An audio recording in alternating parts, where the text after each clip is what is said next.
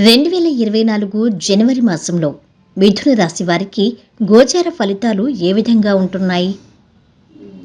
2024 నూతన సంవత్సరం. ఈ మాసంలో వచ్చే మొదటి మాసం జనవరి మాసం. ఈ మాసంలో వచ్చే ఫలితాలు వీరికి కీలకం కానున్నాయి. అయితే జనవరి మాసంలో నూతన సంవత్సరంలో వీరు చేసే వృత్తి, ఉద్యోగ, వ్యాపారాలు, చదివే విద్యార్థులకు, అదేవిధంగా వైవాహిక జీవితం, సంతానం, ఆరోగ్యం, రాజకీయ యానం, విదేశీ రంగం, ఈ విషయాలు అన్నింటిలోనూ మిథున రాశి వారికి ఫలితాలు ఎలా ఉంటున్నాయి అసలు? అదేవిధంగా జనవరి మాసంలో మకర సంక్రమణం జరుగుతుంది జనవరి 16న. ఈ తేదీలో ఒక పరిహారాన్ని చేసుకుంటే అద్భుత ఫలితాలు కూడా మీకు ఉంటాయి. ఆ పరిహారం ఏంటో కూడా ఇప్పుడు తెలుసుకుందాం. అదేవిధంగా వీరికి మరిన్ని మంచి ఫలితాలు రావాలంటే జనవరి మాసంలో ఏ దేవత ఆరాధన ఎక్కువగా చేయాల్సి ఉంటుంది? ఈ పూర్తి వివరాలను వీడియోలో తెలుసుకుందాం. అన్నిటికన్నా ముందు మా ఛానల్ని మీరు మొదటిసారి చూస్తున్నట్టయితే గనక ఛానల్ని సబ్స్క్రైబ్ చేసుకోండి. పక్కనే ఉన్న బెల్ ఐకాన్ని యాక్టివేట్ చేసుకోండి. దీనివల్ల మేము చేసే ప్రతి వీడియో నోటిఫికేషన్ ద్వారా మీ దాకా చేరుతుంది. ఇక గోచారం అంటే గ్రహచారం. గ్రహచారం అంటే గ్రహాల స్థితి, యుతి, దృష్టి, కలయిక. వీటన్నిటి వల్లనే ఆయా రాశుల వారికి ఫలితాలు ఆధారపడి ఉంటాయి. అయితే మిథున రాశి వారికి జనవరి మాసంలో గ్రహస్థితి అసలు ఏ విధంగా ఉంది? దీనివల్లే వీరికి అనేక ఫలితాలు జరుగుతాయి. గ్రహాలు ఏ ఏ తేదీల్లో ఎలా మారుతున్నాయి అనేవి కూడా చూద్దాం. గ్రహస్థితి చూసినట్టయితే మేషరాశిలో గురువు సంచారం ఉంది. కన్యా రాశిలో కేతువు సంచారం జరుగుతుంది. వృశ్చికంలో శుక్రుడు, బుధుడు సంచరిస్తున్నాడు. ధనుస్సు రాశిలో రవి, కుజుడు ఉంటున్నారు. ఇక మకరంలో శని భగవానుడు సంచరిస్తున్నాడు. మీనంలో రాహువు సంచారం జరుగుతుంది. ఇక గ్రహాలు ఏ ఏ తేదీల్లో మారుతున్నాయి, దీనివల్ల ఎటువంటి ఫలితాలు వస్తాయి అనేది కూడా చూద్దాం. జనవరి 8వ తేదీన బుధుడు మారుతున్నాడు. జనవరి 15వ తేదీన రవి భగవానుడు మకర సంక్రమణం చేయబోతున్నాడు.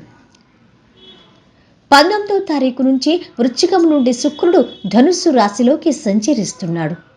ఈ గ్రహస్థితి అనుసరించి మిథున రాశి వారికి జనవరి మాసంలో ఎటువంటి ఫలితాలు ఉంటాయి అనేది చూద్దాం. ముఖ్యంగా మిథున రాశి వారు, ముఖ్యంగా వ్యాపారం చేసేవారు, వీరికి ఏ విధంగా ఉంది అనేది చూద్దాం. ముఖ్యంగా వ్యాపారులకు జనవరి 8వ తేదీ నుండి 19వ తేదీ వరకు వీరు వ్యాపారాల్లో కాస్త జాగ్రత్తగా ఉండాలి. అంతేకాదు వ్యాపారాల్లో పార్ట్నర్స్ ఉంటారు కదా, వారితోనూ వీరు కాస్త జాగ్రత్తగా ఉండాలి. వీరితో ఆర్థిక లావాదేవీల విషయంలోనూ, ఎగుమతి దిగుమతుల విషయంలోనూ వీరికి కాస్తంత గొడవలు, అపార్థాలు చోటు చేసుకునే అవకాశం ఉంది. ఈగో క్లాషెస్ కూడా వచ్చే అవకాశాలు ఉన్నాయి కాబట్టి జాగ్రత్త. జనవరి 8 నుండి 19వ తేదీ వరకు ఈ విషయంలో జాగ్రత్తగా ఉండాలి. వీరు మిస్అండర్స్టాండింగ్స్ ఎక్కువగా వచ్చే అవకాశాలు ఉన్నాయి. ఇక బుధ, శుక్రులు 6వ స్థానంలో ఉన్నారు కాబట్టి భూముల మీద లోన్స్కి, భూముల మూలంగా ధనానికి గ్రహస్థితి అనుకూలంగా ఉంది మిథున రాశి వారికి. అయితే భూమిని కొనుగోలు చేస్తే డాక్యుమెంటేషన్ వెరిఫికేషన్ 1కి 2 సార్లు చేయాల్సి ఉంటుంది. ఆ డాక్యుమెంట్స్ మీద ఇదివరకు ఏమైనా లోన్స్ తీసుకున్నారా, లేదంటే డాక్యుమెంట్స్లో ఏమైనా ఎలిగేషన్స్ ఉన్నాయా? ఈ విషయాన్ని 1కి 2 సార్లు చెక్ చేసుకోవాలి, లేదంటే మోసపోయే ప్రమాదం ఉంది. ఇక మిథున రాశి వారి సంతానం. మిథున రాశి వారి సంతానం క్రీడా రంగంలో రాణించే అవకాశాలు గోచరిస్తున్నాయి వీరి గ్రహస్థితి మూలకంగా. అంతేకాదు మీకు, మీ సంతానానికి ఈ మాసంలో కాస్త ఘర్షణపూరిత వాతావరణం తలెత్తే అవకాశాలైతే ఉన్నాయి. ఇక సినిమా రంగం వారు, రాజకీయ రంగాల వారు అప్పులు, రుణాలు తీసుకునే అవకాశాలు గోచరిస్తున్నాయి ఈ జనవరి మాసంలో. ఇక వైవాహిక జీవితాన్ని చూసుకుంటే గనక మిథున రాశి వారు వీరి జీవిత భాగస్వామితోనూ, అదేవిధంగా సోషల్గా చేసే కొన్ని కార్యక్రమాల్లోనూ చాలా జాగ్రత్తగా ఉండాల్సి ఉంటుంది. లేదంటే వీరికి గొడవలు, అపార్థాలు వచ్చే అవకాశాలున్నాయి. జీవిత భాగస్వామితో వ్యవహరించేటప్పుడు కాస్త జాగ్రత్తగా ఆలోచించి ఆచితూచి మాట్లాడాలి. ఇక సోషల్గా చేసే కొన్ని కార్యక్రమాల్లోనూ కూడా వీరు జాగ్రత్తగా ఉండాలి. వీరి కోపాన్ని అదుపు పెట్టుకోవాలి. మాట తీరు బాగుండాలి. ఎందుకంటే సప్తమ స్థానంలో రవి కుజులు ఉన్నారు కాబట్టి జాగ్రత్త. ఈ రవి కుజుల కలయిక వలన అనవసర ఘర్షణ వస్తుంది. ఈగో క్లాషెస్ ఉంటాయి. నువ్వెంతంటే నువ్వెంత అనే అభిప్రాయ భేదాలు తలెత్తుతాయి రవి కుజుల వలన. కాబట్టి జీవిత భాగస్వాములతోనూ వ్యాపార భాగస్వాములతోనూ జాగ్రత్తగా ఉండాలి. సోషల్గా చేసే కొన్ని కార్యక్రమాల్లోనూ కూడా జాగ్రత్తగా ఉండాలి. ఇక ఉద్యోగస్తులకు వారి ఉద్యోగాలు బాగుంటాయి. ఇంక్రిమెంట్స్, ప్రమోషన్స్ ఉంటాయి. నూతన ఉద్యోగ అన్వేషణ చేసేవారికి నూతన ఉద్యోగాలు దక్కుతాయి. ముఖ్యంగా ఉద్యోగం కోసం వేరే ప్రాంతానికి వెళ్ళాలి అనుకునే వారికి మంచి ఫలితాలు ఉంటున్నాయి. మిథున రాశి వారికి లాభస్థానంలో గురువు ఉన్నాడు. లాభస్థానంలో ఉన్న గురువు మంచి ఆలోచనను ఇస్తాడు. ఇక మీరు చేసే ఆలోచన తప్పుగా ఉంది, తప్పుడు నిర్ణయాలు తీసుకుంటున్నారు, తప్పుడు ఆలోచనలు చేస్తున్నారు అనేవారు కూడా మీకు తారసపడతారు ఈ మాసంలో.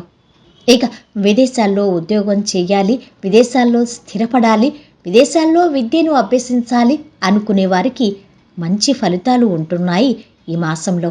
ఇక మిథున రాశి వారికి ఈ జనవరి మాసంలో వీరి ఆరోగ్య విషయానికి వస్తే వీరికి కాస్త కడుపుకు సంబంధించిన సమస్యలు వచ్చే అవకాశం ఉంది. జాగ్రత్త. వీరు తీసుకునే అన్నపానీయాల విషయంలోనూ జాగ్రత్తగా ఉండాలి వీరు. ఇక మిథున రాశి వారు చేయవలసిన దేవతారాధన: విష్ణు సహస్రనామాలు పారాయణ చెయ్యాలి. లలితా సహస్రనామ పారాయణ ప్రతిరోజు చేయాలి. దీనివల్ల వీరికి మంచి ఫలితాలు ఉంటాయి. ఇక జనవరి 15న మకర సంక్రమణం జరుగుతుంది. ఆ రోజున వీరు అద్భుత పరిహారాన్ని పాటించాలి.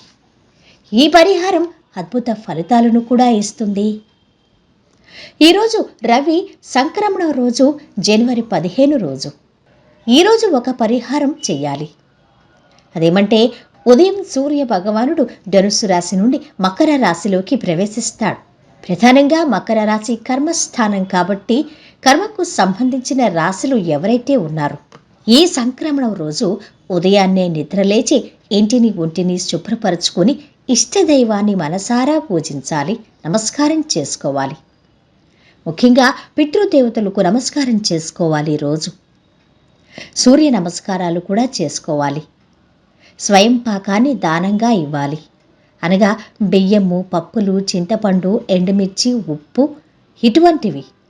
ఇక ఈరోజు ఉపవాసం ఉండటం చాలా మంచి ఫలితాలను ఇస్తుంది. ఇలా చేయటం వలన ఉద్యోగాలు రాని వారికి, ఏ పని చేసినా కలిసి రావడం లేదు అనుకునే వారికి మంచి ఫలితాలు ఉంటున్నాయి. అదేవిధంగా ఏ పని చేసినా మాకు సరిగా కలిసి రావటం లేదు అనుకున్నవారు ఒక మంత్రాన్ని జపించాలి ఈరోజు. అదేమంటే ఓం శ్రీ మాతా మహారాజ్ఞాయ నమః. ఈ మంత్రాన్ని 1 గంట పాటు జపించాలి మకర సంక్రమణం రోజు. ఇక సంపదలు రావడానికి, ఆర్థికంగా ఎదగడానికి ఓం సంపత్కరియే నమః ఈ మంత్రాన్ని జపించాలి. అనారోగ్య సమస్యతో బాధపడుతున్నవారు ఈ మంత్రాన్ని జపించండి. సర్వవ్యాధి ప్రసరిణి సర్వ మృత్యు నివారణి అనే జపాన్ని చెయ్యాలి. అమ్మవారి సన్నిధిలో కుంకుమ, అక్షింతలతో ఈ జపాన్ని చెయ్యాల్సి ఉంటుంది. ఇలా చేస్తే వీరికి శుభ ఫలితాలు ఉంటాయి. వీడియో నచ్చితే లైక్ చేసి షేర్ చేయండి. మరిన్ని వీడియోస్ కోసం మా ఛానల్ని సబ్స్క్రైబ్ చేసుకోండి.